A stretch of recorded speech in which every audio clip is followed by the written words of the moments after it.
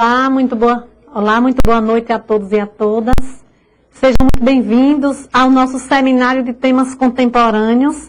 Este seminário que se insere também no bojo da disciplina Seminários Temáticos, tá? Nesta sua segunda aula, neste seu segundo encontro. Hoje estamos dialogando mais especificamente com os nossos alunos que farão a prova do ENAD agora no dia 24/11. Como é o nosso aluno do 8º período, entendemos ser muito mais coerente trazermos o nosso querido colega, assistente social, Elber Goutran, que está conosco, abrilhantando este momento, dialogando com cada um de vocês aí dos polos.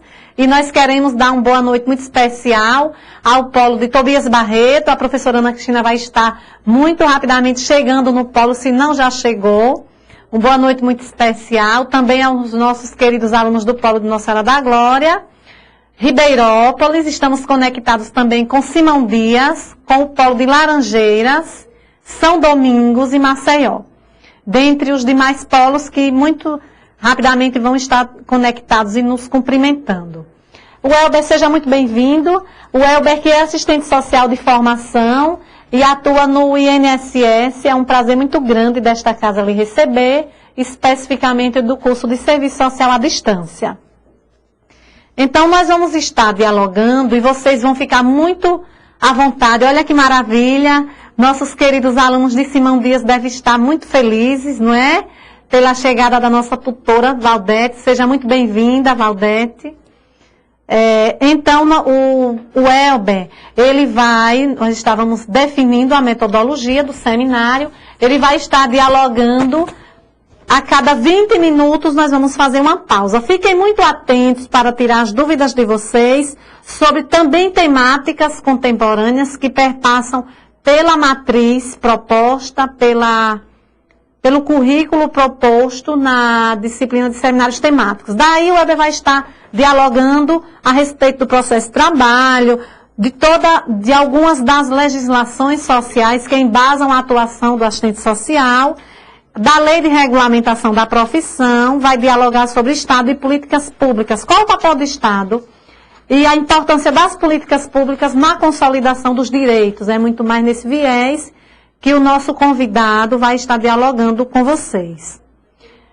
Neste momento, eu passo a palavra para o Elber e solicitamos que fiquem atentos, façam as anotações de vocês. Ele que vai estar também trazendo algumas dicas para a prova, não é mesmo, Elber? Com certeza. Isso. Fiquem atentos e mandem para nós as dúvidas e os comentários de vocês, tá? Muito boa noite, Elber. Seja bem-vindo mais uma vez. Obrigado, professora. Bom, inicialmente eu gostaria de agradecer o convite feito pela Universidade de Tiradentes, em nome aqui da professora Ione. Gostaria, como ela já me apresentou, né, meu nome é o Elber, eu sou assistente social desde 2006, venho atuando na política de previdência social no INSS desde 2009, quando fui aprovado no concurso público, trabalhando durante 3 anos na cidade de Tobias Barreto. Então, muito bom saber que tem tobienses nos assistindo. Sou natural de Nossa Senhora da Glória. Já atuei, falar um pouco para vocês da minha trajetória profissional. Já atuei na política de assistência social. Primeiro concurso que eu fui aprovado lá em 2007. Já atuei na política de saúde, em 2008, sendo aprovado no concurso aqui do município de Aracaju. Atuei na política de educação no Centro Federal de Educação Tecnológica, hoje é conhecido como IFES, né, Instituto Federal de Sergipe. Fui aprovado no concurso da Fundação Hospitalar de Saúde, fui aprovado no concurso da Codevasf e, por fim, fui aprovado no concurso da Previdência Social, onde estou até hoje.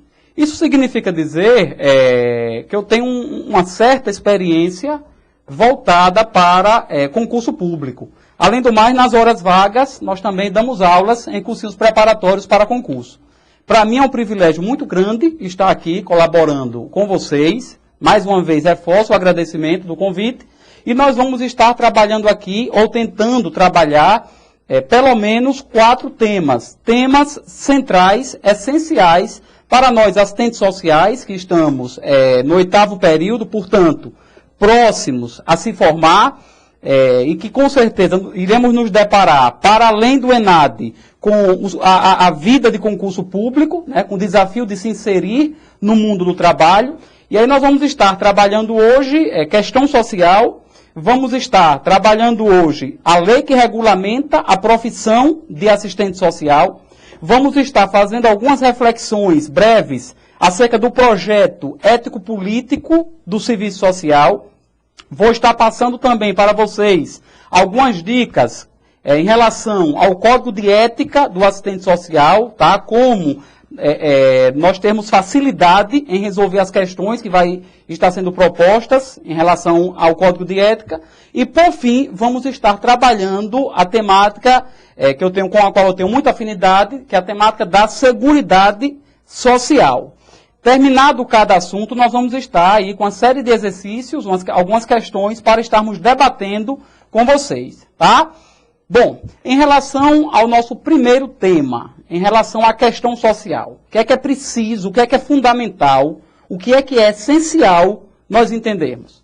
Primeiro ponto, é essencial nós entendermos, a título de algumas considerações, algumas noções preliminares, é essencial nós entendermos e demarcarmos historicamente quando surge a questão social. Porque a questão social, ela é historicamente datada. Eu vou aqui trabalhar com vocês a questão social no pensamento, na vertente hegemônica do serviço social, da Escola de Serviço Social da Universidade Federal do Rio de Janeiro. Portanto, vamos estar trabalhando aqui as concepções de Marilda Yamamoto acerca da questão social e as concepções de José Paulo Neto. Para estes autores, a questão social, ela é historicamente demarcada a partir, portanto, gravem isso, queridos alunos e queridas alunas, gravem esse marco histórico, é fundamental para o ENAD, é fundamental para os concursos públicos, quando vocês forem prestar. A questão social, ela não é demarcada no século XV. A questão social, ela não é demarcada no século XVII.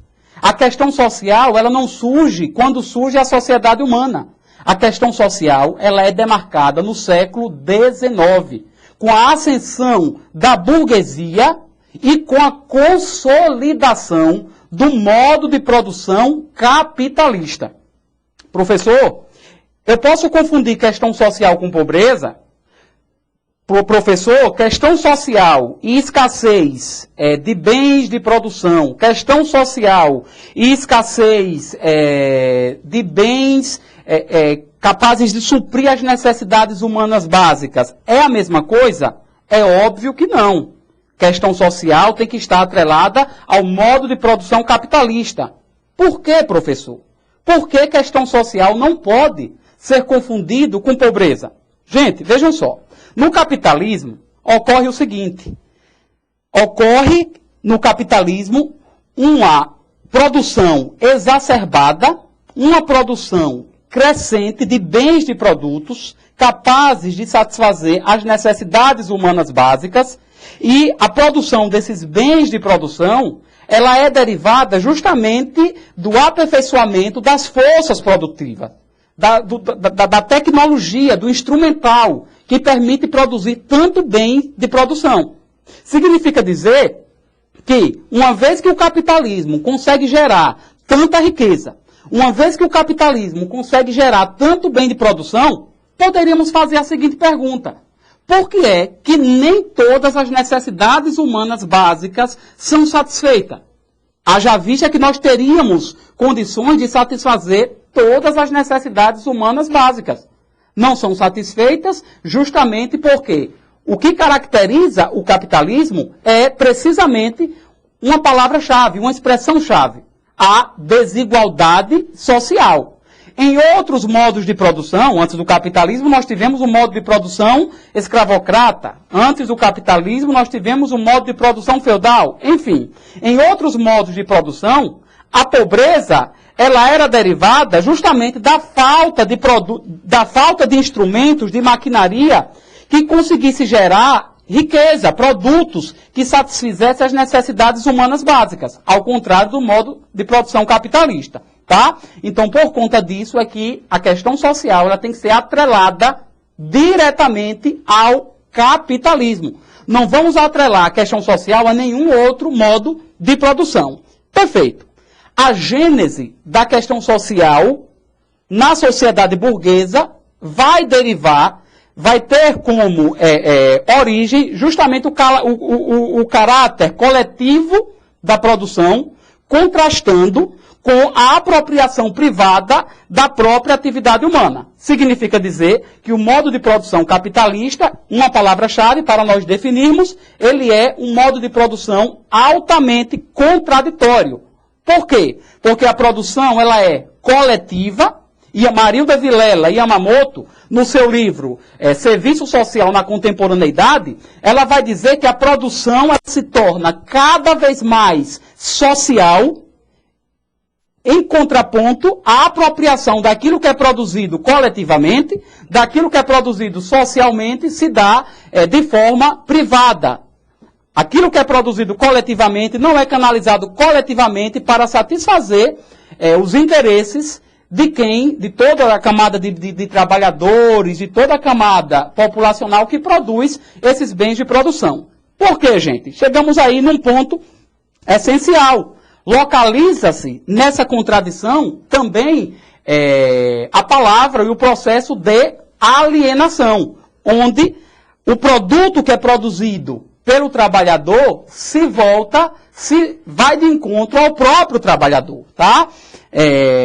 Em uma perspectiva positivista, a questão social, ela é dissociada, outro ponto que eu chamo a atenção de vocês, é que numa perspectiva positivista, a questão social ela é dissociada da base econômica da sociedade, sendo vista como um fato social, portanto, como algo natural e algo ahistórico. Vejam bem, qual é o resultado disso? Qual é o desdobramento disso? Bem, se a questão social, numa perspectiva positivista, não uma perspectiva dialética, se a questão social, numa perspectiva positivista, ela é vista como um fato social, como algo natural e algo ahistórico, o resultante disso é que, se o problema social, entre aspas, a questão social, não tem um fundamento na base econômica da sociedade, não tem um fundamento na estrutura da sociedade, isso significa dizer, queridos alunos, que a solução para a questão social não teria que passar por uma mudança radical no sistema. Porque o problema não está no sistema. O problema não estaria na base econômica desse sistema. Haja vista que, em uma perspectiva positivista, a questão social ela é algo extremamente natural. A questão social ela é algo ahistórico e, portanto, algo imutável. Beleza. A questão social, outro ponto importante, uma noção preliminar para nós entendermos, é que a questão social, ela é a expressão do conjunto das desigualdades e lutas sociais, produzidas e reproduzidas no movimento histórico e no movimento contraditório das relações sociais. Eu peço que vocês memorizem essas duas palavras, tá? Essas duas expressões para vocês nunca mais esquecerem de questão social. Para que vocês, quando estiverem se defrontando com a prova do ENAD, para que vocês, daqui a um ano, não sei quando vocês vão se formar, enfim, mas daqui a um ano e meio ou dois, vocês estiverem se deparando com concurso da Previdência Social, concursos municipais, vocês consigam identificar a questão social, tá? Então, duas palavrinhas-chave. A questão social, segundo Yamamoto, em Serviço Social na Contemporaneidade, e no seu livro Relações Sociais e Serviço Social no Brasil, ela expressa o conjunto das desigualdades sociais e as lutas sociais. Então, de um lado, ela expressa as desigualdades sociais e, de um lado, a questão social também, ela vai expressar as lutas sociais. As lutas sociais de quem, Welber? As lutas sociais do protagonista da história, do ser social capaz de produzir e de gerar riquezas. Eu estou falando de quem? O que é esse ser social? Quem é esse ser social? Eu estou falando, pessoal, justamente dos trabalhadores. É a força de trabalho, já dizia Marx, no seu livro O Capital. é a força de trabalho que produz riquezas, tá? Em sendo assim, é importante que nós entendamos também que os sujeitos que vivenciam as expressões, os impactos da questão social no seu dia a dia, eles não vão vivenciar tais expressões de forma passiva. Eles vão estar se revoltando, vão estar se rebelando e lutando contra essas expressões da questão social, tá? Vamos trazer, portanto, aqui agora um conceito de Yamamoto acerca do que vem a ser questão social. Questão social, vai dizer Yamamoto, é a expressão de desigualdades econômicas, políticas e culturais originárias da relação antagônica entre capital e trabalho. A relação entre capital e trabalho, é necessário que a gente chame a atenção de vocês para isso, é que a relação entre capital e trabalho, ela não é uma relação passiva. A relação entre capital e trabalho, ela é uma relação antagônica.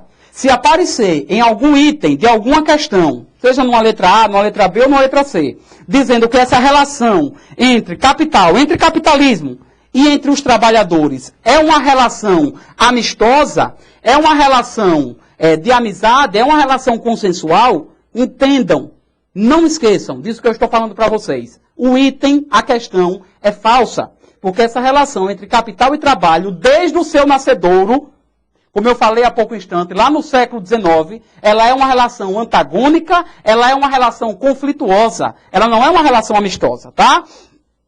Que tem uma raiz comum, aquilo que nós já falamos. Produção social e apropriação privada daquilo que é produzido socialmente. Gente, muitos alunos confundem, eu digo como concurseiro que já fui, concurseiro profissional que já fui, certo? Já fiz vários concursos na minha vida.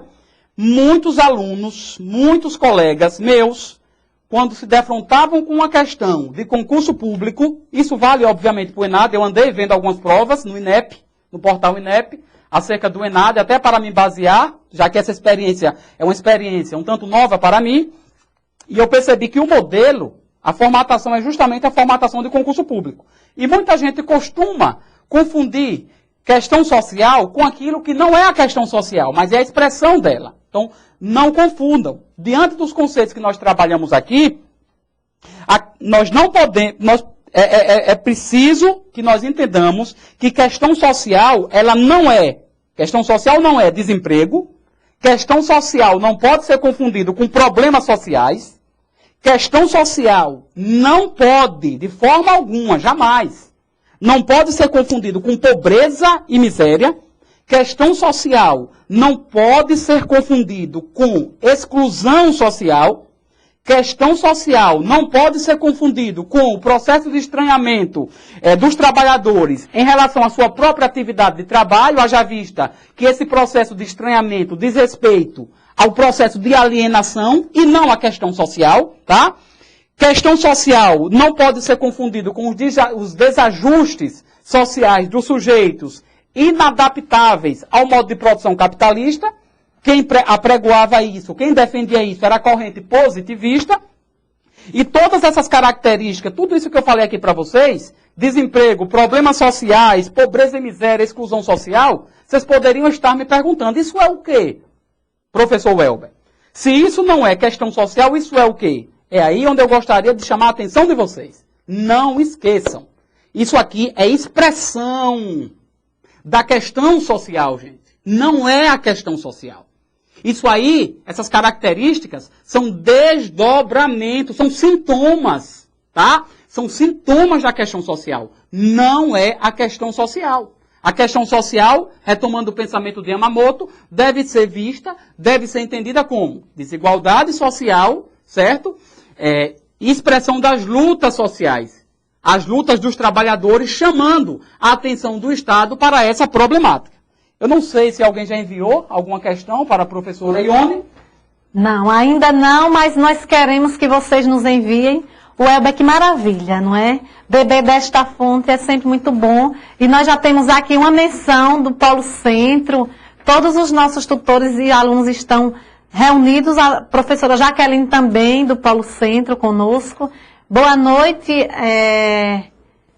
Tatiana, Fábia, Nívia e Ana Paula, uma boa noite muito especial para vocês. Já estão gostando muito da sua apresentação e é somente os 20 primeiros minutos, hein? Nos aguardem porque vocês vão sair maravilhados realmente nesta noite. Então, daí o que é que a gente pode sintetizar desta primeira fala de Welber? A questão social, ela é objeto, é matéria-prima de atuação do serviço social, é onde tudo se inicia, assim a gente pode falar. É um dos desafios muito grandes, obviamente, vocês bem sabem, os nossos alunos do 8º período, eles já fizeram estágio, estão fazendo também os seus TCCs e pesquisando ou as expressões da questão social ou a própria questão social propriamente dita. E aí acho que vale a pena a gente ressaltar tudo isso que o Welber está trazendo e aproveitar essas dicas também. Tobias Barreto conectado. Isso. E agora nós vamos... Aqui ele diz, Simão Dias, gostaria que eu discutisse mais sobre o pensamento positivista e dialético. Então, eu já vou pedir ao Welber, nessa minha pequena intervenção, que ele possa adiantar, porque nós temos muitas informações nesta noite e poderemos perder um pouco daquilo que foi trazido. Mas, obviamente, que nessa outra contextualização dele, nessa segunda etapa, ele vai sim dar conta desse anseio do polo de Simão Dias. E nós queremos que os dois polos conectados, eu quero saber se temos alunos que cursaram o 8º período semestre passado, me façam a menção, eu quero saber o nome deles. Não deixem de assinar a lista. E agora a gente volta com o Welber. Inicialmente eu gostaria até mesmo de estar pedindo desculpa em relação ao aligeiramento das informações, tá, pessoal? Mas a gente vai tentar ser mais sucinto para poder darmos conta de tudo aquilo que nós nos programamos aqui. Em relação à perspectiva positivista, a colega aí, a aluna que pediu que nós detalhássemos melhor, em uma perspectiva positivista, quando a gente fala do positivismo, a gente não pode esquecer de fazer menção de um sociólogo chamado Emile Durkheim, ou Durkheim, que foi um dos primeiros nomes das ciências sociais. Para ele, a questão social, ela não é entendida a partir da contradição existente entre capital e trabalho. A questão social, para Emile Durkheim, ela é vista como um desajuste dos sujeitos em relação ao capitalismo recém-consolidado, recém-instituído, certo? Mas que seria tranquilamente solucionável dentro da própria ordem capitalista. Ou seja, dentro de uma perspectiva positivista, não haveria necessidade da transformação do modo de produção capitalista para poder resolver a questão social.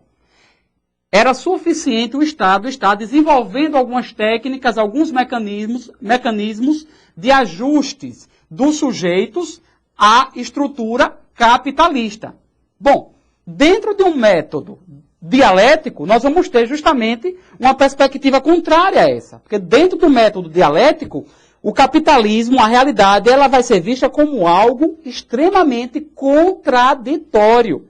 E dentro do método dialético, dentro da visão marxista, não é possível solucionar a questão social enquanto existir o capitalismo. Porque é o capitalismo que produz a questão social. Gostaria de estar mandando um abraço, abrir um parêntese, aos meus conterrâneos de Nossa Senhora da Glória que estão também nos assistindo. Gente, para finalizar esse primeiro assunto, podemos dividir a questão social no Brasil em 3 períodos, tá? Antes da década de 30, durante a década de 30 e na década de 90 aos dias atuais. Antes da década de 30, Marilda Vilela Yamamoto, no seu livro Relações Sociais e Serviço Social no Brasil, vai afirmar que antes da década de 30, a questão social ela não é vista como um caso de política. A questão social ela é vista como um caso de polícia. Significa dizer que as expressões da questão social, todos os levantes populares contra a miséria, contra a pobreza, contra as expressões da questão social, vai ser tratada pelo Estado através da coerção, através da força policial, certo? O Estado não vai desenvolver outros mecanismos para além destes. E não vai por quê? Aí a gente entrou numa questão do Estado. Não vai desenvolver porque, durante esse período, antes da década de 30, nós estávamos na fase concorrencial do capitalismo e o Estado ele era liberal. O que é que significa isso? Não cabia ao Estado intervir na realidade, intervir nas expressões da questão social. O Estado delegava isso ao empresariado, o Estado delegava isso à Igreja Católica, mas ele não intervia. É a partir da década de 30, com a consolidação dos movimentos sociais, vamos lembrar aqui um pouco de história, na década de 30 nós vamos receber muitos imigrantes europeus que tinham uma vasta experiência no âmbito das lutas sociais, e isso corroborou para o apogeu das lutas sociais no Brasil. O Estado, gente, vai ser obrigado, por conta dos movimentos sociais, a reconhecer a questão social como um problema de ordem político. Quando o Estado reconhece a questão social, prestem atenção nisso, que isso é importantíssimo para concurso público, etc. Quando o Estado reconhece a questão social como um problema político, o Estado vai passar a desenvolver políticas sociais.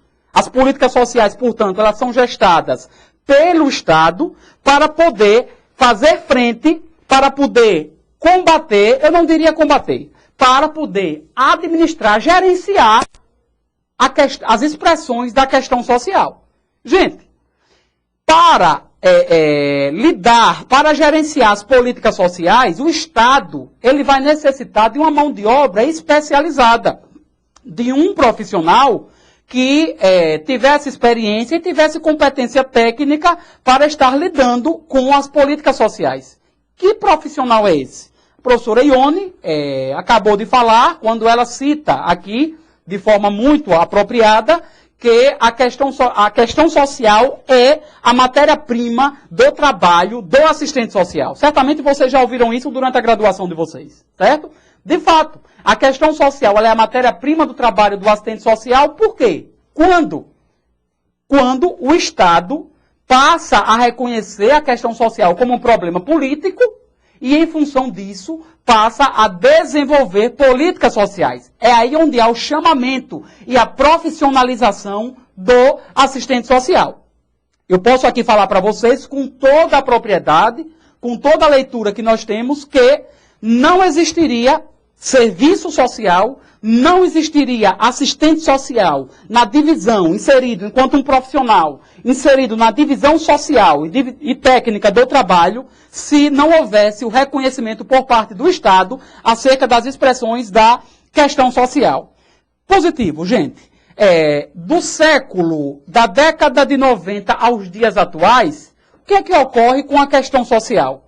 A questão social, uma vez que nós vamos ter o neoliberalismo se consolidando na sociedade brasileira e, com isso, o Estado se afastando cada vez mais da sua responsabilidade para com as expressões da questão social, para com o oferecimento, a viabilização de políticas sociais, o que é que vai acontecer? A questão social ela passa a ser delegada à sociedade civil. O Estado ele passa a se desresponsabilizar pelas expressões da questão social. Significa dizer, logo, se o Estado ele passa a se desresponsabilizar pelas expressões da questão social, significa dizer, obviamente, que o Estado ele passa a ter uma atuação mínima no oferecimento das políticas sociais. Logo, nós vamos ter o processo crescente de privatização das políticas sociais. Nós vamos ter o chamamento crescente, enquanto característica aqui, vou passar para vocês algumas características do neoliberalismo,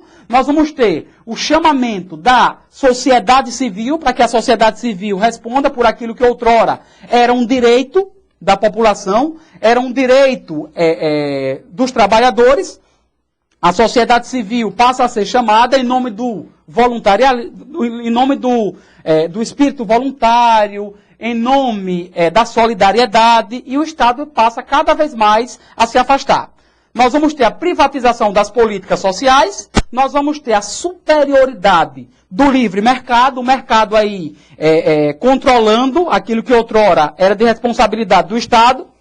Dentro de uma perspectiva neoliberal, o bem-estar social, que outrora era um direito pertencente e viabilizado pelo Estado passa a ser delegado ao âmbito privado, portanto, à família, à comunidade e aos serviços privados, vamos ter como uma característica central, não esqueça disso, característica central do neoliberalismo e, obviamente, das políticas sociais dentro desse contexto neoliberal, dentro desse contexto de reforma e contra-reforma do Estado. Vamos ter a oposição radical à universalidade das políticas sociais, vamos ter a oposição radical à igualdade e vamos ter a oposição radical à gratuidade dos serviços sociais. O processo de descentralização das políticas sociais, dentro de uma perspectiva neoliberal, gente, é diferente da descentralização, prestem muita atenção a isso, é diferente da descentralização que nós temos, por exemplo, na política de assistência social. É diferente da descentralização que nós temos, por exemplo, garantido lá na Constituição Federal, na política de saúde, por exemplo, que transfere recurso, transfere poder para os municípios e para a população, através do processo de controle social. Dentro de uma perspectiva neoliberal, descentralização vai ser sinônimo de transferência de responsabilidade e não de transferência de poder e não de controle social, tá? Perfeito. Então, tem mais alguma pergunta, professora? Sim, nós temos aqui a participação. Que coisa boa recebermos uma conterrânea sua, não é? A nossa aluna Roseane, que cursou o 8º período do semestre passado, maravilha.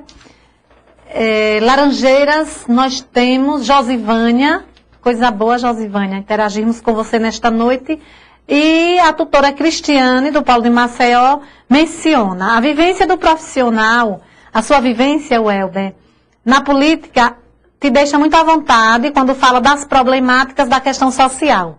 Isso é o posicionamento dela, bem como a vulnerabilidade destes usuários. O que é um motivador entender que é assim, a articulação teoria e prática nas nossas intervenções enquanto assistentes sociais. E lhe parabeniza, que coisa boa. Não temos, sim, porque esse é o 8º período, temos, os alunos mandam um abraço, viu, seus conterrâneos. A aluna Irenilda, do Polo de Tobias Barreto, elogia o palestrante pela linguagem clara e acessível, isso é muito bom. Aproveito para dar alguns avisos a respeito do preenchimento do questionário do estudante, sim.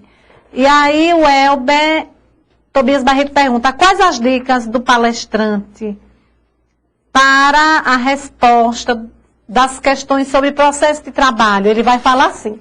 Olha que expectativa boa. Só me permitam, muito rapidamente, eu quero saber se vocês já estão recebendo o kit do estudante que fará o ENAD, tá? O polo, os tutores, gestores vão estar entregando, nós já enviamos o material e tem um bloco de anotações. É muito rico para que vocês possam estar fazendo toda a anotação nesta noite.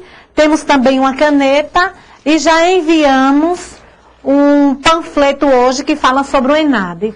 Não deixem de preencher o questionário do estudante, somente o estudante habilitado para fazer a prova, selecionado para fazer a prova vai ter acesso. Se você não tiver acesso, é porque você não fará a prova, salvo raríssimas exceções. Então, qual é a orientação como nós já colocamos? No site da universidade tem um link, ENAD, e ali você vai identificar, somente farão a prova os alunos concluintes, tá? Esta não é uma informação nova. Os alunos que concluíram o 8º período 2013-1 e ainda não colaram grau, e os nossos alunos que estão matriculados hoje no 8º período. Todos farão a prova, nem todos. Verifiquem no polo. No e-mail do gestor nós já enviamos e para os tutores também, mas de qualquer modo no polo onde você está agora você já tem como saber se você fará ou não a prova. E aí os tutores estarão recebendo vocês nesta semana excepcionalmente para o preenchimento do questionário do estudante. Não percam a oportunidade porque o tutor vai estar podendo orientar melhor a vocês. Compareçam no polo, alinhem direitinho qual o melhor dia e horário. Se a turma é muito grande, vai ter que dividir, é lógico. Na medida que forem respondendo, precisa informar no polo qual colégio que vocês farão a prova. Somente saberão qual é o colégio mediante responder o questionário. Então, priorizem o questionário, tá?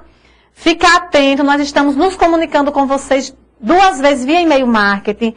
Todo esse material utilizado de extrema riqueza pelo nosso convidado, já pedi a postagem, eu não conferi realmente ao vir, mas se não postado hoje, amanhã logo cedo nós vamos estar atuando, ou à tarde.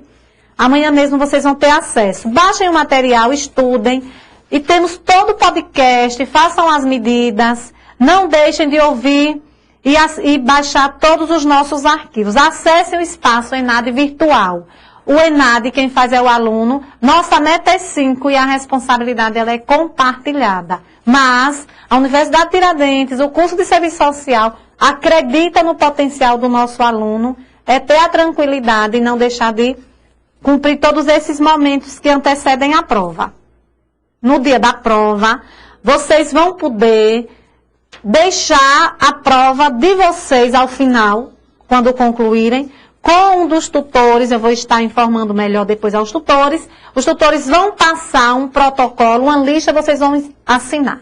Esta prova vai conceder ao aluno uma premiação acadêmica. Olha que importante. O aluno que tiver maior desempenho, ele vai ser premiado, ele vai ter o seu desempenho reconhecido, porque ele vai ganhar um notebook da universidade. Então, terminou a prova, entrega a sua prova ao tutor, que o tutor vai fazer chegar às nossas mãos, a prova vai ser corrigida e depois nós vamos estar informando quem é o ganhador desse prêmio. Esta é a informação nova que nós estamos trazendo para vocês hoje. Um motivador nesta noite também, para o 8º período, é dizer a vocês que informem aos colegas do 8º período do semestre passado para acessar o AVA, para participar dos seminários, e nós estamos prorrogando em mais o quê? 1 semana ou 2, acessem o cronograma no AVA, a banca. Exatamente porque, na época do ENAD,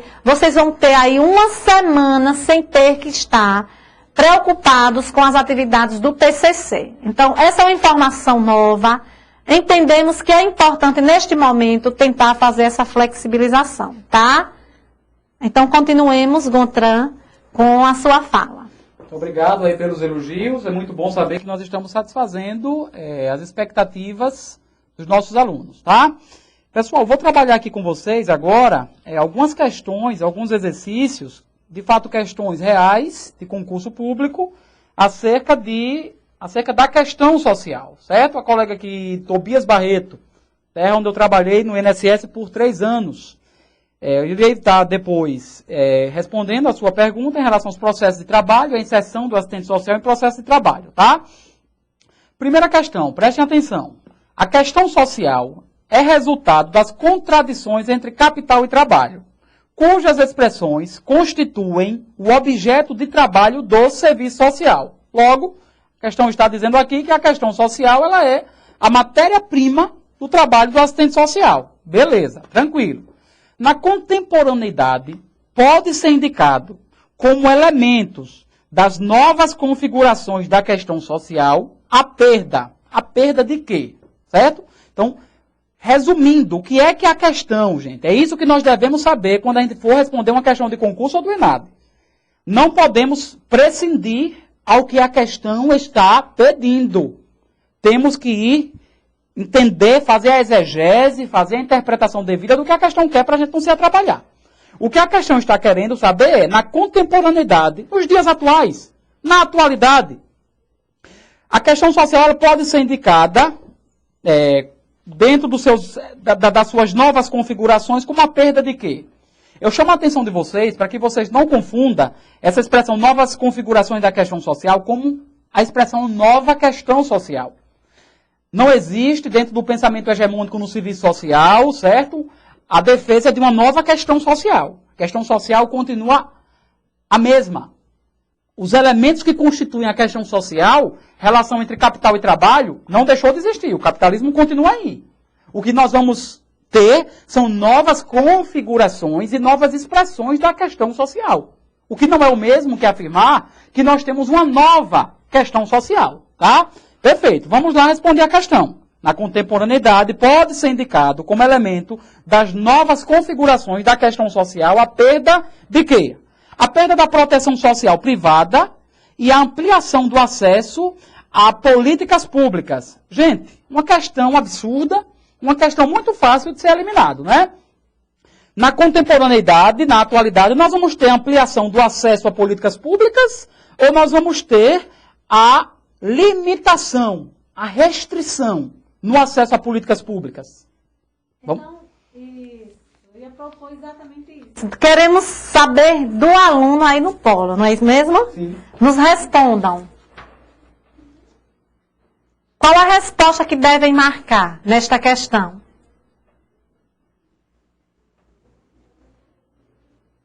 Entenderam a pergunta? Repete, é importante repetir. Vamos lá. Na contemporaneidade, pode ser indicado, na atualidade, pode ser indicado como elemento das novas configurações da questão social a perda da proteção social privada e a ampliação do acesso a políticas públicas. Eu pergunto, a ampliação do acesso a políticas públicas responde ao questionamento, responde à pergunta? Na contemporaneidade, nós temos essa ampliação do acesso a políticas públicas?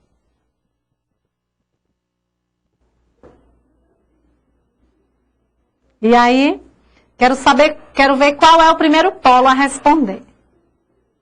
Unicentro. Não, a chuva de não. Muito bem, gente. Muito bem. Nós temos o contrário, pessoal. Na contemporaneidade, nós não vamos ter essa ampliação do acesso a políticas públicas. Nós vamos ter o quê?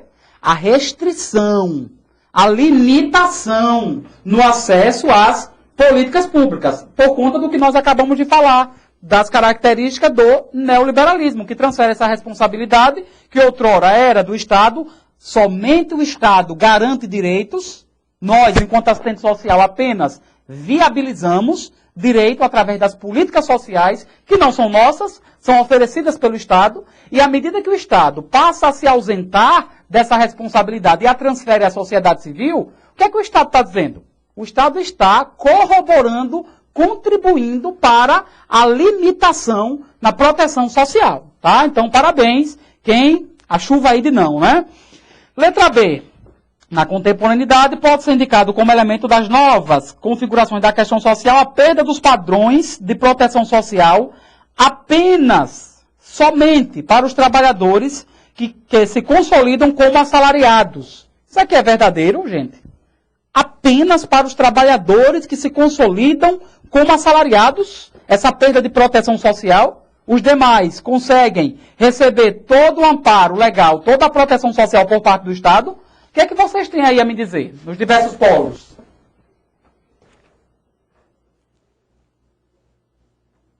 Isso aqui é verdadeiro ou isso aqui é falso? Alguma resposta, professora? Falso. Muito bem. Isso aí é falso. Polo tá? de Glória, polo aqui, Aracaju Centro. Laranjeiras também, Simão Dias. Ainda, só me permita, Sim. muito rapidamente, aqui no polo, deixa eu acompanhar, viu? Tá bem bacana aqui a interação de vocês. Aqui, a aluna, ela não se identifica, mas foi no polo de Simão Dias. A tutora Cristiane, ela fala, a aluna é tutora, questionou que você falou apenas da questão social na década de 30. E pós-30. E você falou que era dividido em 3 fases. Pode dar só um rápido enfoque Sim, nas 3 fases, claro. por favor, muito rápido. Antes da década de 30, nós vamos ter como característica básica o combate à questão social, as expressões da questão social por parte do Estado através da coerção, através da força policial, certo? A partir da década de 30, até a década de 90, portanto de 1930, com a ascensão de Vargas ao poder, até final da década de 80, década de 90, quando o Brasil assina o Consenso de Washington, o que é que nós vamos ter? Nós vamos ter a intervenção crescente, sistemática, organizada do Estado no âmbito da sociedade. Então, nós vamos ter um processo crescente, gente, de intervenção do Estado na sociedade. E essa intervenção do Estado na sociedade vai se fazer através de quê? Através das políticas sociais. Um exemplo, gente, o FGTS vem desse período. Um exemplo, a carteira de trabalho vem desse período, né? Não é à toa que Getúlio Vargas vai ser reconhecido como o pai dos pobres, certo? Então nós vamos ter a progressiva oferta de serviços e políticas públicas para a sociedade. Há alguns sociólogos e estudiosos que dizem que o welfare state no Brasil, ou o estado de bem-estar social, vai se desenvolver justamente nessa fase, da década de 30 a final da década de 80, década de 90, certo? Então, qual é a característica da questão social nesse período? A característica é que nesse período, de 30 até o período que eu acabei de sinalizar, a questão social passa a ser vista como uma questão de responsabilidade pública, como uma questão de responsabilidade estatal, responsabilidade do Estado. O Estado reconhece. O que não é mesmo que afirmar que o Estado resolve, que o Estado consegue solucionar a questão social. Porque nós falamos aqui no início, a solução da questão social teria que passar pelo fim do capitalismo, que é quem a produz. Mas o Estado consegue, através do desenvolvimento de políticas sociais, durante a década de 30 até 1990, a conseguir o consenso, a satisfação dos trabalhadores por conta das políticas públicas, que são incrementadas. Exemplo, política de saúde. Exemplo, política de previdência social, foram as primeiras políticas públicas, e a política de assistência social, mais na década de 80, certo? Com a Constituição Federal de 1988. Beleza. E a partir da década de 90, qual é a característica da questão social a partir da década de 90? A característica da questão social na década de 90 é que nós devemos entender que, uma vez que o Estado ele passa a ser um Estado mínimo, dentro do processo de contrarreforma do Estado, com o neoliberalismo, a questão social ela passa a ser atribuída, gravem isso, ela passa a ser de responsabilidade não mais do Estado. Não mais do Estado, mas também não temos aí o retrocesso da questão social ser combatida também como um caso de polícia, como era antes da década de 30. Questão social, certo? A partir da década de 90 aos dias atuais, ela passa a ser transferida como responsabilidade da sociedade civil, ok? Beleza. Então vamos continuar aqui, respondendo as questões. Letra C. Na contemporaneidade, pode ser indicado como elemento das novas configurações da questão social a perda da garantia de direitos conquistados. Até aí está certo. A perda da garantia dos direitos conquistados justamente por conta do movimento de ausência do Estado, que é quem garante os direitos. Até aqui está correto. Historicamente, em razão do acesso aos padrões de proteção social. Gente, aí já é demais. Isso aqui é absurdo. A garantia de direitos conquistados historicamente não está em razão do acesso aos padrões de proteção social. Por quê? Porque na contemporaneidade não existe esse acesso aos padrões de proteção social. Por quê, Welber? Por quê, professor? Não existe esse acesso aos padrões de proteção social por conta do neoliberalismo. A proteção social, dentro dessa ideologia neoliberal, passa a ser de responsabilidade da igreja, passa a ser de responsabilidade da comunidade, passa a ser de responsabilidade da associação de moradores, passa a ser de responsabilidade da família, menos do Estado. Menos do Estado, tá? Letra D. Percebam a letra D. O que é que a letra D afirma? Dos padrões de proteção social dos trabalhadores e de segmentos mais vulnerabilizados. Gente, na contemporaneidade, à luz disso que eu venho falando para vocês, na contemporaneidade, com toda essa característica do neoliberalismo, com toda essa característica da afronta aos direitos e à proteção social, pergunto a vocês, a letra D é verdadeiro? Dentro dessas novas configurações da questão social, no Brasil, no mundo, na contemporaneidade, nós vamos ter a perda, na atualidade, dos padrões de proteção social dos trabalhadores e das classes, dos segmentos mais vulnerabilizados? Sim ou não?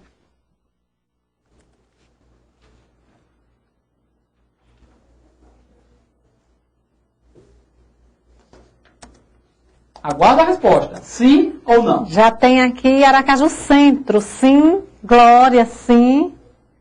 Muito bem. Eu estou mandando a pergunta também. Ótimo. Então, muito bem. É isso aí. Parabéns para quem respondeu sim. Isso aqui é verdadeiro. Então, qual foi o meu objetivo ao trazer essa questão para vocês, gente? Ao trazer essa questão para vocês, eu quis trabalhar aqui com vocês. Questão social. Ao trazer essa questão aqui para vocês, eu quis trabalhar na questão, eu quis trabalhar política social, percebam que eu falei das características das políticas sociais na contemporaneidade, e eu quis também trabalhar nessa questão também a concepção de Estado, tá? Então essa foi a nossa intenção.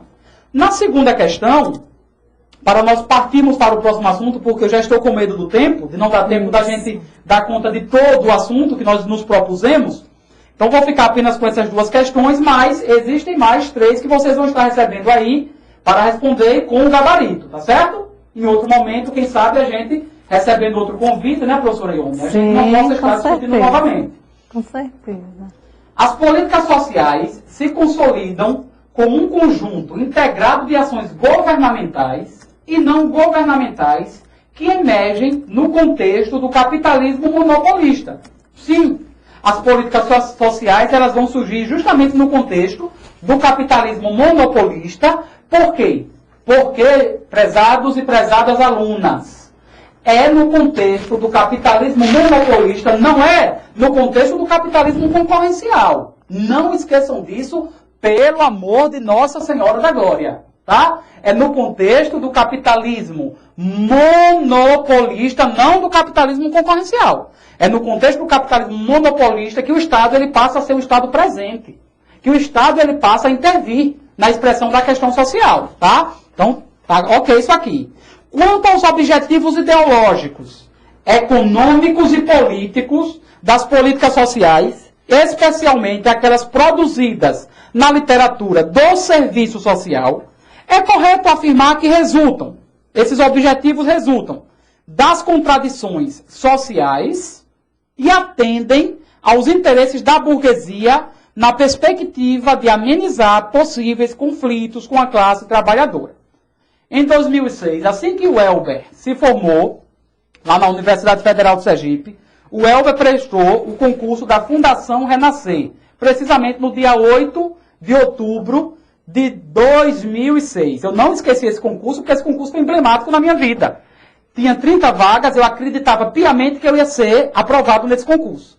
Fui lá com toda a bagagem que a academia nos oferece, mas ainda não tinha muita perspicácia, porque não fiz o ENAD, porque não tive contato com algumas questões de concurso na formação profissional.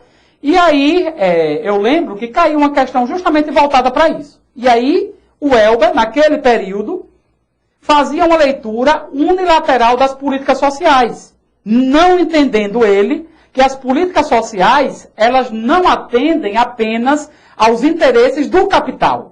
Elas não atendem apenas aos interesses da burguesia. A política social, nobres alunas e alunos, deve ser entendida em sua perspectiva contraditória.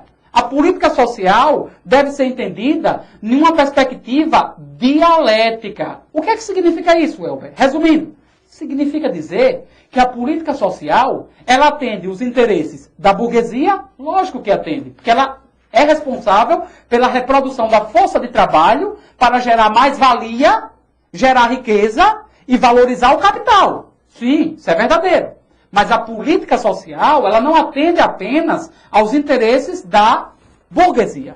Contraditoriamente, eis aí, portanto, a categoria dialética, contradição, a política social ela também atende aos interesses da classe trabalhadora, porque ela é fruto, ela advém justamente desse processo antagônico de embates entre capital e trabalho. Esse processo crescente, esse processo contínuo entre, na relação contraditória entre capital e trabalho. Então, ela atende os interesses da classe trabalhadora, à medida que a classe trabalhadora obriga, através das lutas, dos movimentos sociais, sindicais, o Estado a reconhecer as suas demandas, mas também elas atendem aos interesses da burguesia. Como atende os interesses da burguesia, Welber? À medida que nós temos a reprodução da força de trabalho por intermédio das políticas sociais. Beleza, gente? Então, a letra A, quando fala que ela atende aos interesses da burguesia, não está dando conta da perspectiva dialética. Não é apenas aos interesses da burguesia. Então, quando vocês estiverem diante da prova do ENAD, não esqueçam disso. Não esqueçam disso que eu estou falando. Em uma perspectiva mais ampla e abrangente de política social, ela não atende apenas aos interesses da burguesia, mas também da classe trabalhadora, tá? Letra B. Percebam que a letra B fala, gente, das contradições sociais. Falamos aqui muito em contradição, né? E, portanto, respondem tanto aos interesses da burguesia como aos trabalhadores. Responde os interesses da burguesia, política social, mas responde também aos interesses dos trabalhadores no que tange, no que diz respeito ao atendimento ou à satisfação de suas necessidades, ainda que sob a hegemonia do capital, ainda que dentro do modo de produção capitalista. Esse item aqui é verdadeiro ou é falso? Dentro dessa perspectiva dialética das políticas sociais, que buscam entender a política social como não uma perspectiva unilateral, não apenas atendendo os interesses de A ou B, mas dentro de uma perspectiva ampla, global, atende tanto os interesses do capital como do trabalho. Essa alternativa aqui seria verdadeira ou seria falsa?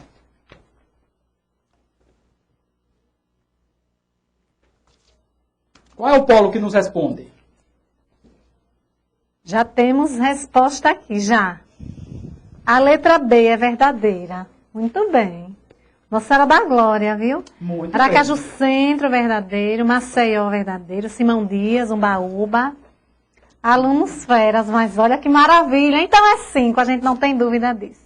Verdadeiríssimo. Muito bem, gente. Maravilha. Muito bem. Fico muito feliz em saber que vocês estão conseguindo acompanhar o nosso raciocínio, tá? Bom, gente, vamos entrar. O tempo, ele urge, né? O tempo, ele é o nosso amigo e o nosso inimigo. Mas, enfim, vamos tratar aqui sobre a lei que regulamenta a profissão. O que é que eu chamo a atenção de vocês em relação à lei que regulamenta a profissão? É uma lei muito fácil, muito gostosa de se estudar, é muito pequena, certo?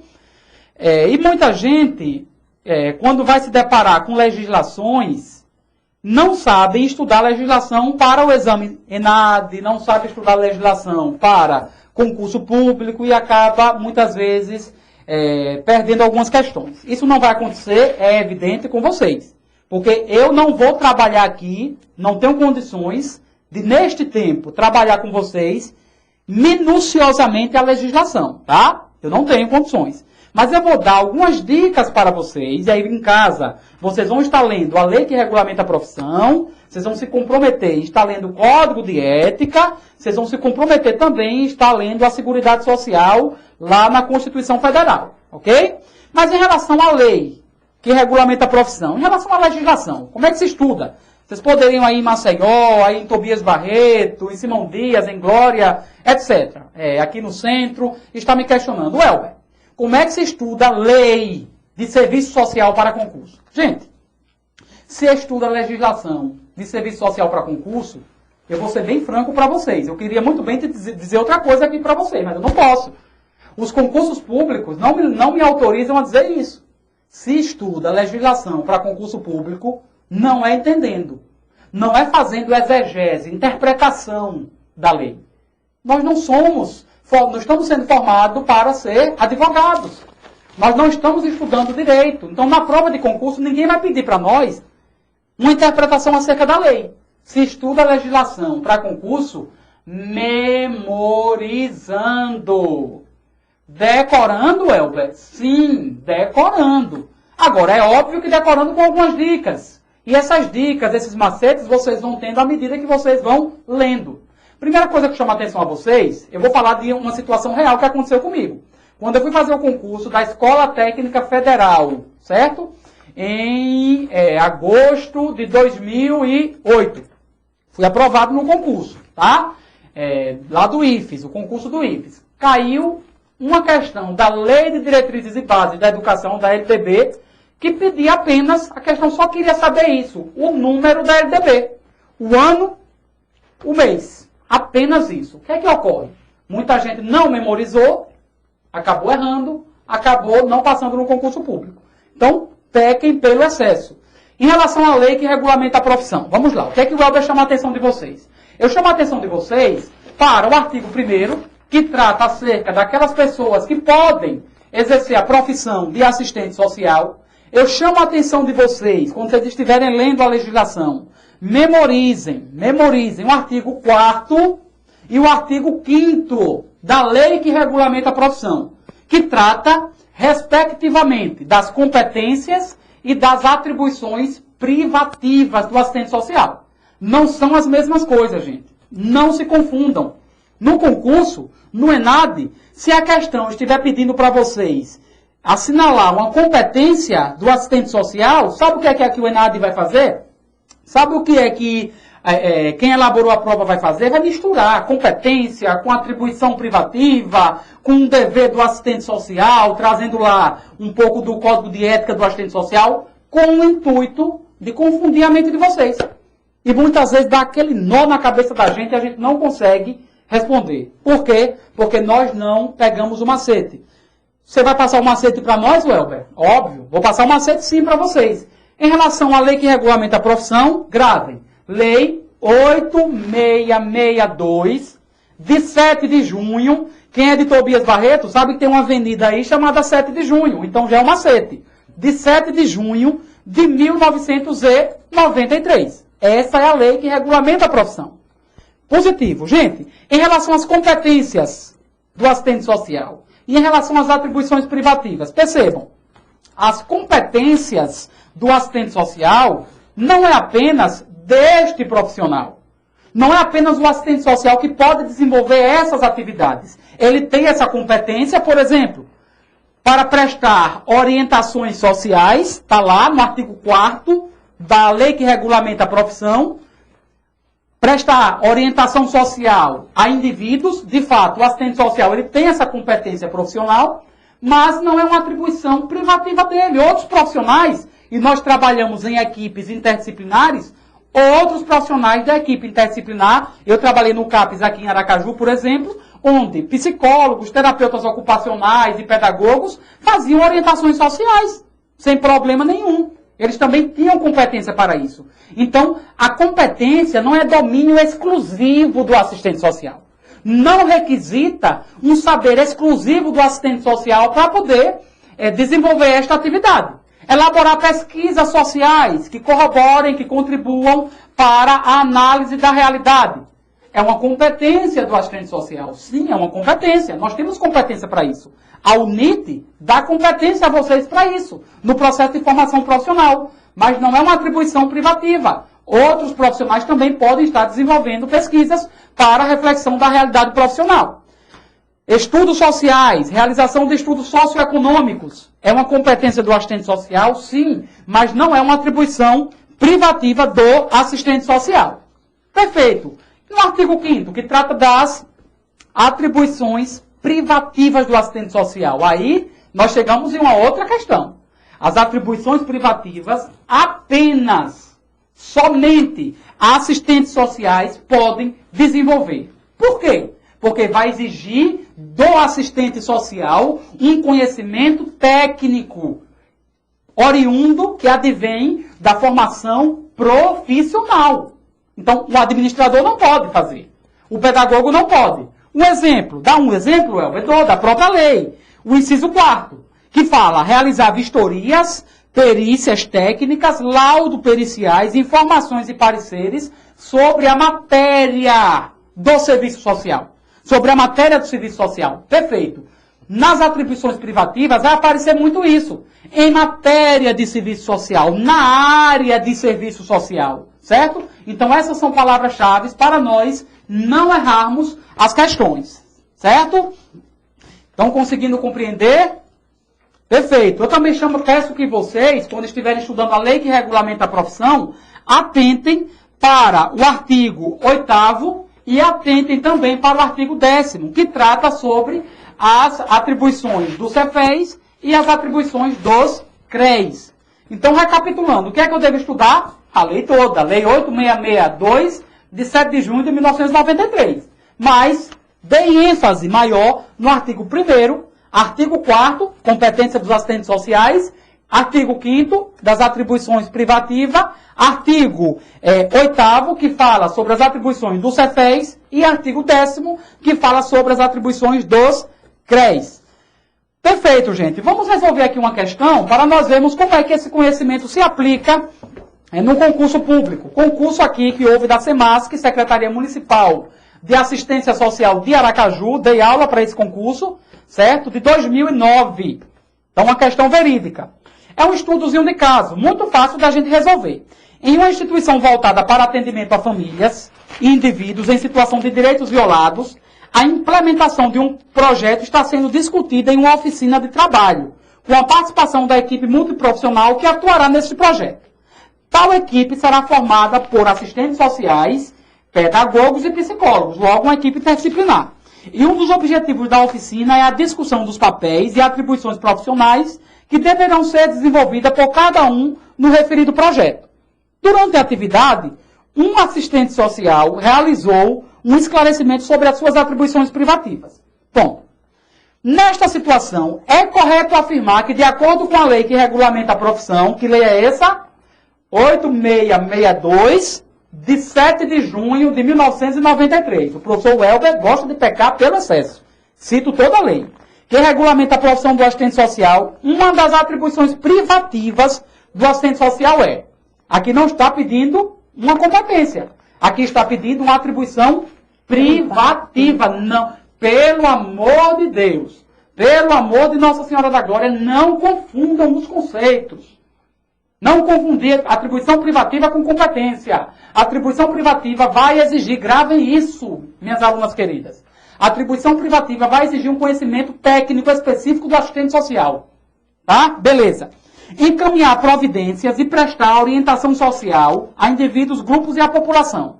Respondam aqui rapidinho para mim. Isso aqui é uma competência ou é uma atribuição privativa? Prestar orientação social a indivíduos, grupos e à população. Responda aí rapidinho para mim. Quem responde? Aracaju Centro já respondeu que é privativa. É uma atribuição privativa? Não. É uma competência. Gente, quando aparecer orientação... Já corrigiram aqui. Antes de você falar, eles corrigiram. Beleza. Parabéns. Quando aparecer orientação social, estudo socioeconômico, é nisso que a galera mais se confunde. Realização de estudo socioeconômico, orientação social, não é uma atribuição privativa, porque não vai exigir da gente um conhecimento técnico exclusivo do serviço social. Pode ser desenvolvido por outros profissionais. Logo, não é uma atribuição privativa, é uma competência. Beleza. Realizar estudos socioeconômicos com os usuários para fins de benefícios e serviços sociais. Isso aí é uma atribuição privativa ou uma competência? Rapidinho aqui que o tempo está passando. Quem responde? Aracaju Centro, competência. Positivo, parabéns. Coordenar... Glória respondeu privativa. Atribuição privativa. Conterrâneos, Nossa Senhora da Glória. Realizar... Só um minutinho. É preciso a gente ficar bem atento, olha. Umbaúba respondeu que é uma atribuição privativa. Sim. Simão Dias, competência. Os alunos de Nossa Senhora da Glória, privativa. Aracaju Centro, que é uma competência. Certo. No bloco anterior, eles também mencionaram aqui, Glória e Simão Dias, que é competência. Mas deste agora a gente percebe que já gera dúvidas. Olha que fantástico. Legal. Realização de estudos socioeconômicos é uma competência do assistente social. Está lá no artigo 4º da lei que regulamenta a profissão. Gente, por que é uma competência? Nós temos competência para realizar estudos socioeconômicos, temos competência, advindo, obviamente, da nossa formação profissional. Mas não apenas nós, assistentes sociais, realizamos estudos socioeconômicos. Outros profissionais, por exemplo, quando eu passei o primeiro concurso que eu fui aprovado, da Prefeitura de Recife, em 2007, eu trabalhei na assistência social e trabalhei com sociólogos. Na equipe tinha sociólogos. E não era apenas os assistentes sociais que realizavam estudos socioeconômicos. Os sociólogos também realizavam estudos socioeconômicos. O que vai mudar é a nossa abordagem. A forma da gente abordar a realidade é que é diferente. Mas essa competência também pode ser compartilhada com outros profissionais. Porque não vai exigir um conhecimento técnico, um saber técnico especializado, exclusivo do serviço social. Por isso, não pode ser confundido com uma atribuição privativa, mas sim com uma competência, tá? Beleza. Vejam aqui a letra C, ó, como é diferente. Vejam a letra C.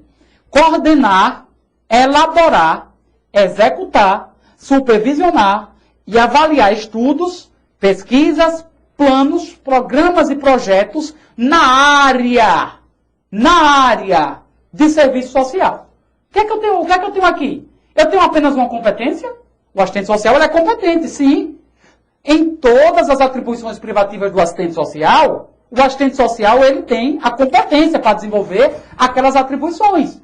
Mas nas atribuições privativas, o que é que ocorre? Ao contrário das competências, o assistente social ele não divide, compartilha com outros profissionais. Apenas o assistente social pode desenvolver. Por quê? Porque vai exigir um conhecimento e um saber técnico especializado do assistente social. Aqui na letra C, gente, está falando em quê? Qual é a palavra-chave?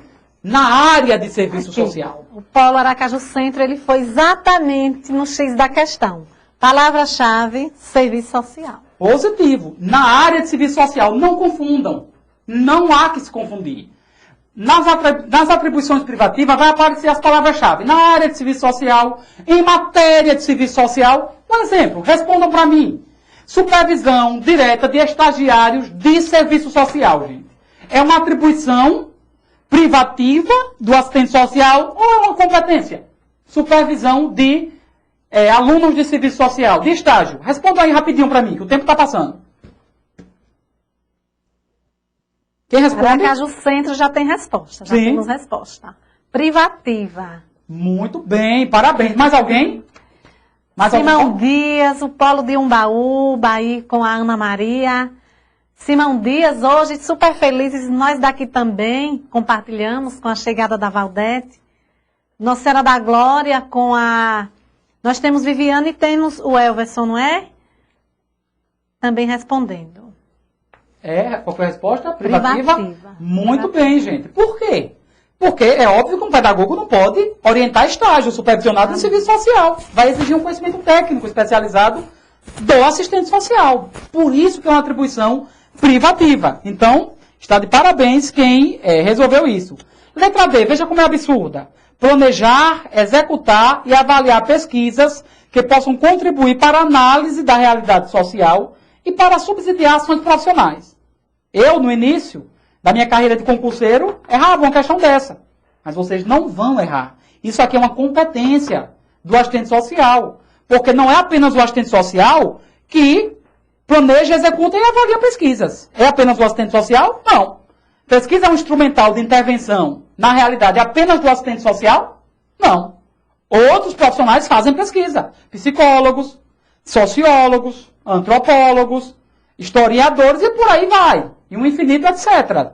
Certo? Então não é uma atribuição privativa do assistente social. É uma competência. Beleza, gente. Vejam só, pessoal, em relação ao código de ética. O que é que eu chamo a atenção de vocês? O que é que a gente deve estudar em relação ao código de ética? Devemos entender que o nosso código de ética de 1993, ele é baseado em uma perspectiva materialista, histórica e dialética, certo? Perfeito. Devemos entender também que o Código de Ética, ele está, outra palavrinha-chave, ele se fundamenta numa perspectiva ontológica do ser social. Vocês vão receber todo esse material. A professora Ione vai estar passando para vocês, tá? Todo esse material. E em relação propriamente ao Código de Ética, Welber, o que é que eu devo estudar, Welber, quando eu estiver fazendo concurso para assistente social, eu quero me inserir no mercado de trabalho. Beleza. Em relação ao Código de Ética, vocês não devem esquecer de memorizar os 11 princípios fundamentais do nosso Código de Ética. Quando forem memorizar os princípios fundamentais do Código de Ética, gente, eu peço a vocês que vocês não esqueçam de atentar para alguns conceitos. Por exemplo, o Código de Ética, ele vai trazer para nós, nos seus 11 princípios fundamentais, alguns conceitos como liberdade, como cidadania, como democracia e por aí se vai. Não basta apenas saber identificar que se trata de um princípio ético fundamental. É necessário que a gente entenda qual é o conceito de liberdade que o nosso Código de Ética traz. É necessário que a gente entenda o que é que o nosso Código de Ética diz, qual é o conceito que o nosso Código de Ética traz a respeito de democracia. Tá? E em relação à liberdade, por exemplo, só para citar um exemplo aqui para vocês, é necessário que a gente entenda, isso costuma cair muito nos concursos, que a liberdade ela é o princípio ético fundamental. A liberdade é o valor ético central. Por quê, gente? Porque sem liberdade, o ser social, nós enquanto trabalhadores, o protagonista da história, aquele que cria e recria a história, não tem condições de fazer história. Então, precisamos ter a liberdade para poder construir a história, certo? Em relação à democracia, democracia no Código de Ética não se refere a votar e ser votado. Democracia no Código de Ética se refere à socialização da participação política, por isso que nós, assistentes sociais, nos conselhos de assistência, nos conselhos de direito, nos comprometemos com essa participação popular, tá? Ela se refere à participação política, mas também se refere à socialização da riqueza. Por quê? Porque a riqueza ela é produzida socialmente, coletivamente. Se eu falo em socialização de riquezas, eu estou dizendo aqui para vocês, gravem isso, não esqueçam isso, que o Código de Ética se contrapõe à ordem burguesa, se contrapõe ao capitalismo, ao vislumbrar uma sociedade onde o sujeito possa se emancipar, ao vislumbrar uma sociedade onde o sujeito possa, de fato, viver em liberdade. Quanto aos artigos, o que é que eu peço que vocês memorizem? Leiam o Código de Ética todo, mas gravem. O que costuma cair mais, Welber? O artigo 5º do Código de Ética, que trata das relações dos assistentes sociais com os usuários. No artigo 5º, nós vamos ter apenas deveres do assistente social nessa relação, tá? Memorizem o artigo 7º do Código de Ética, que trata da relação dos assistentes sociais com as instituições empregadoras, trazendo direitos e deveres dos assistentes sociais nessa relação e algumas proibições. Memorizem o artigo 10º do Código de Ética, que vai tratar de que, Welber? Que vai tratar das relações do assistente social com outros profissionais, já visto que nós trabalhamos também em equipes multi e interdisciplinares, certo? Nesse artigo 10º, nós vamos ter apenas deveres, não vamos ter direitos, vamos ter deveres e vedações, proibições. E memorizem o artigo 15º. Sabe por que memorizem o artigo 15º do Código de Ética? O artigo 15º do Código de Ética trata do sigilo profissional do assistente social. Se eu perguntasse aqui a vocês em relação ao sigilo profissional, vocês me diriam que sigilo profissional é um direito ou é um dever do assistente social? Responda aqui rapidinho. Meu tempo está acabando. Pode errar, não tem problema não. Direito ou dever? E aí? Dever. Polo de Umbaúba já mencionou o dever, o Polo de Simão Dias, o Polo de Nossa Senhora da Glória, Maceió, Unicentro. Acho que essa questão de como nós estamos lidando com o tempo, ela é fundamental. Sim. Não é, Welber? Sim. Tem mais êxito aquele concurseiro, aquele aluno que consegue organizar, fazer uma leitura. Precisamos destacar a importância da leitura. Sim.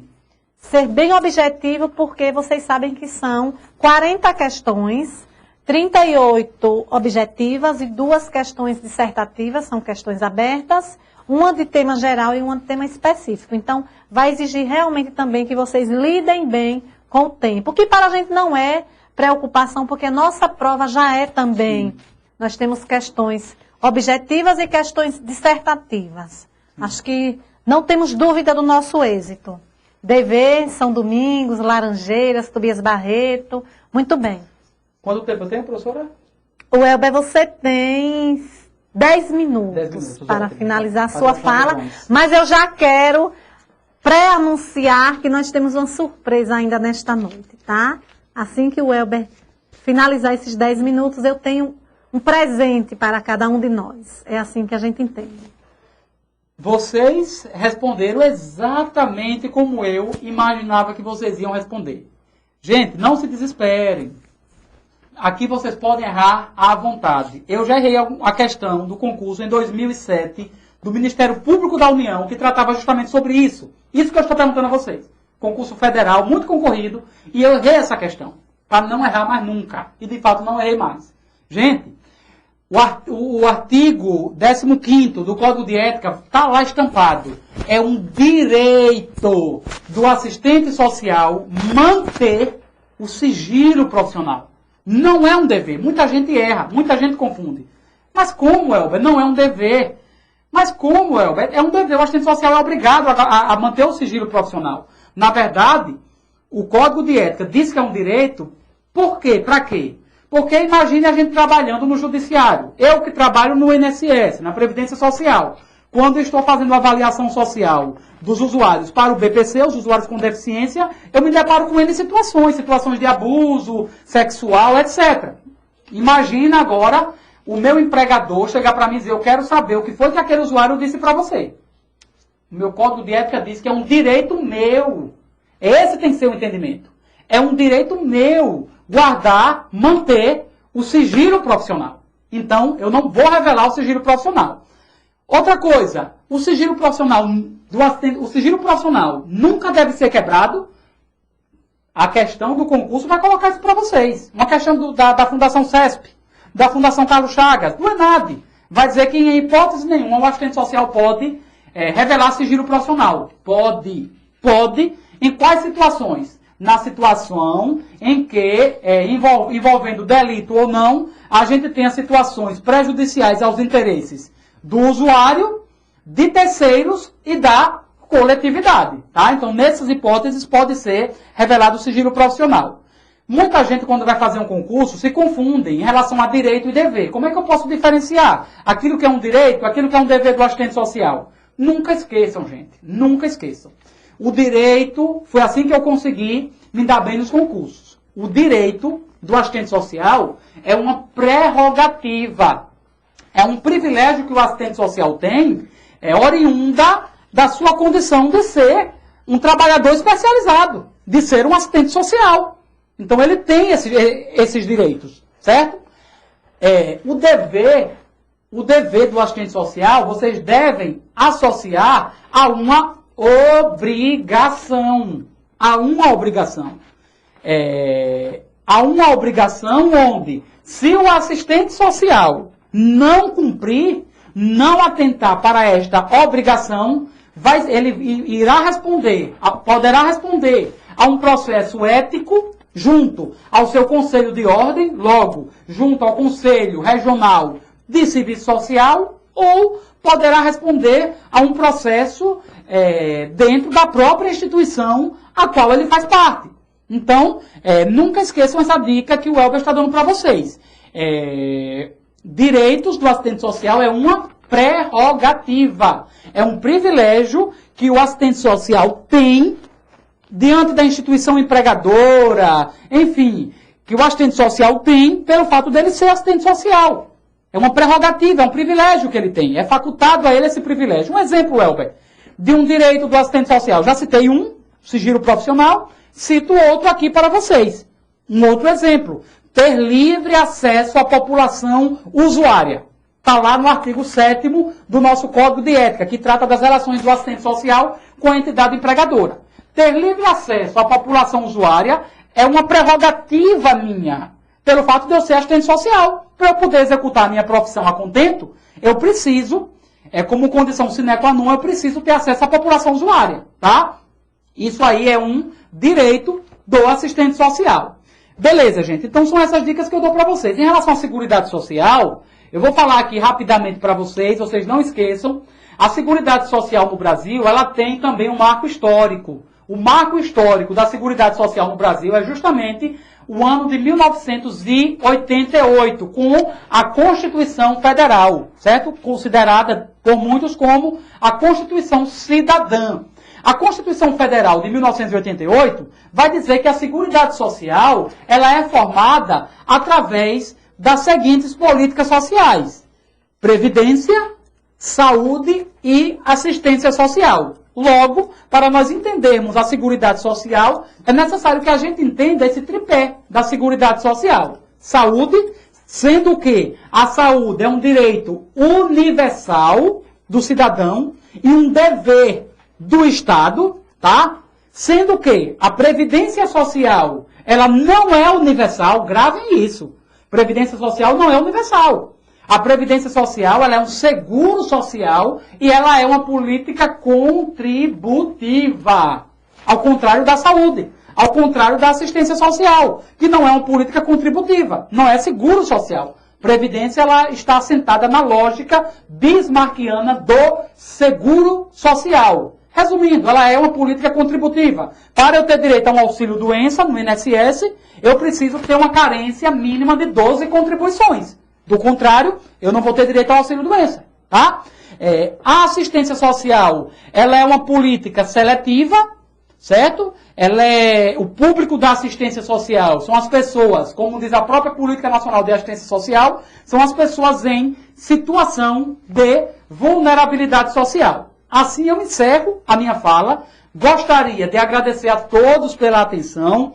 Gostaria de agradecer a professora Ione e a Universidade Tiradentes pelo convite. Para mim foi um privilégio muito grande estar colaborando com vocês. Se tiverem dúvida, anotem meu e-mail, o elber.santana@inss.gov.br ou me adicionem ao Facebook, que a gente pode estar conversando e tirando outras e outras dúvidas. Muito obrigado, queridos alunos. Muito obrigado, professor Ione. Então, Welber, nós é que agradecemos, na realidade. Muito especial, eu quero agradecer às 3 professoras que estão também conosco no projeto ENAD. Obviamente que é um projeto de toda a universidade, de todo o curso. Mas para ajudar a coordenação nos encaminhamentos, que são muitos, para além de toda a coordenação do curso, nós temos também Ana Carla, neste semestre, excepcionalmente, Ana Carla, Jaqueline, que trouxe a sugestão de estar te convidando, isso é muito bom, grande colaboradora também, e Ana Cristina, tá? Não podemos deixar de agradecer. E aí, vocês gostaram? Daqui eu estou encantada, pena que a gente não tem a noite inteira, mas quero fazer um pacto. E o Elber, ele já me disse um sim no início, ele já se disponibilizou, porque esse foi o convite. Vamos estar abrindo aí uma outra tarde, tá, Welber? Eu quero ver direitinho qual é essa data. Certo. Vamos informar no AVA, Mural de Avisos do AVA, informar os tutores, informar vocês no e-mail marketing. Quero ver se ainda amanhã à noite a gente sai com esse e-mail ou quarta. Já confirmando com o estúdio, é lógico, uma tarde onde vocês possam ir ao polo entre essa semana ou a próxima, quem sabe ainda nesta. Vocês vão ao polo. Vamos continuar com este momento muito rico de esclarecimento, de troca. Que fantástico, Welber. Acho que você vai sair daqui muito feliz também pelo retorno dos alunos, não é? Nossos alunos são muito comprometidos, nossa equipe de tutor e de professor. Esse é o reflexo de todo o trabalho e do perfil do nosso aluno. Isso é fantástico. Então, não percam o nosso convite, convocação. O Elber vai voltar. Esta semana nós já temos a continuidade dos seminários. A semana passada houve um imprevisto em função da SEMPES, que o professor não compreendeu bem. Nós queremos pedir desculpas, mas vamos fazer a gravação. O professor Ideraldo vai postar sim, vai gravar e nós vamos postar. Esta noite de hoje vai estar postada. Até quinta-feira vamos postar no Espaço ENAD Virtual. Todo o material que o Elber está trazendo para vocês já foi postado também, já pedi a postagem, não deixem de acessar. E participem tanto dos nossos seminários com os nossos professores, como do segundo momento desta noite com o Elber. Então, vamos formalizar o convite. Eu penso que um final de tarde, entre 4 às 6 da tarde, eu só dependo agora de confirmar o estúdio, e nós vamos trazer o Elber e vocês também, tá? Gostaram? Nós queremos de coração agradecer pela presença e participação de vocês. O Elber, mais uma vez, muito obrigado e seja bem-vindo, tá? Muito obrigado. A Turma de Glória está honrada em ter um conterrâneo comprometido com o desenvolvimento de nossa profissão. Olha que coisa boa, tem até um fã-clube aí, não é? Maravilha. Amamos tanto a presença do convidado como a visita de Ana Cristina, Nossa Senhora da Glória. Que bom, gente, esse momento de troca, de entusiasmo, ele é fundamental.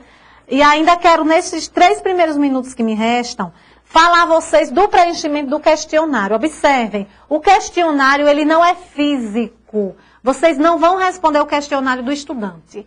O INEP, o MEC-INEP, ele disponibilizou já, desde o dia 20/10 até o dia 22 de novembro, agora 22/11, vocês deverão acessar e preencher o questionário, que inicia com dados. Ele quer levantar o perfil, o MEC quer levantar o perfil do nosso aluno. Quem é esse nosso aluno? Qual é a sua condição socioeconômica? Onde é que ele mora? Qual o período que ele está? Como é a sua formação? Como é a sua metodologia? E vocês têm toda a condição de fazer o preenchimento também no polo, sob a coordenação, sob a orientação, se necessário for, do nosso tutor.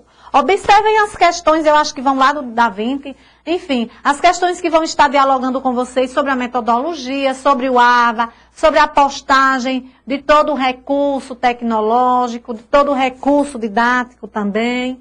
Então, fiquem bem atentos a esse questionário, que ele é muito importante. Ao preencher, vocês nos informem onde farão a prova. Aproveitem o espaço do plantão. Conversem com o tutor se o dia do plantão não estiver muito bom. Outro dia estive em São Domingos, em Ribeirópolis, aqui em Aracaju. Então, alinhem, o nosso tutor está inteiramente à disposição. Se porventura houver a necessidade da minha interferência, me digam. O que não há necessidade, mas se for necessário, eu vou ligar para o tutor para que ele nos ajude nessa flexibilização. 24/11 nós vamos fazer o ENAD e aí a gente sossega um pouco mais, daremos continuidade a toda a nossa vida acadêmica. Não esqueçam, estou prorrogando, foi consensual com toda a nossa equipe de professores, a prorrogação da banca, exatamente para que vocês possam situar um pouco mais, reler todo o conteúdo. Os nossos livros, eles não são nada além, nada aquém do que todo o ENAD, então isso também nos tranquiliza muito. É tanto que hoje nós podemos dialogar e não somente receber as informações que o Goltran trouxe. Com relação ainda ao questionário, muitos alunos estão com o seu e-mail errado, não atual. Não é a universidade que faz qualquer interlocução neste caso. Se você for preencher e der erro no e-mail, algum erro, você já manda um e-mail no próprio site. Você já manda um e-mail que o MEC vai voltar e vai dialogar com você, tá? Não é a universidade nesta etapa que media. Nós estamos informando, dinamizando, é lógico. Agora, se não conseguirem responder, já envie um e-mail diretamente para o MEC, tá? O ENAD tem preocupado, porque nós vamos denunciar, nós vamos demonstrar a nossa capacidade de formação. Então, não tem que preocupar, não. Vamos ler, estudar, reler, participar dos plantões que são vitais. Estou aguardando as fotos amanhã no meu e-mail. Não deixem de assinar a lista. O tutor pede ao gestor para já escanear enquanto eu recebo essa lista e já me envia, tá?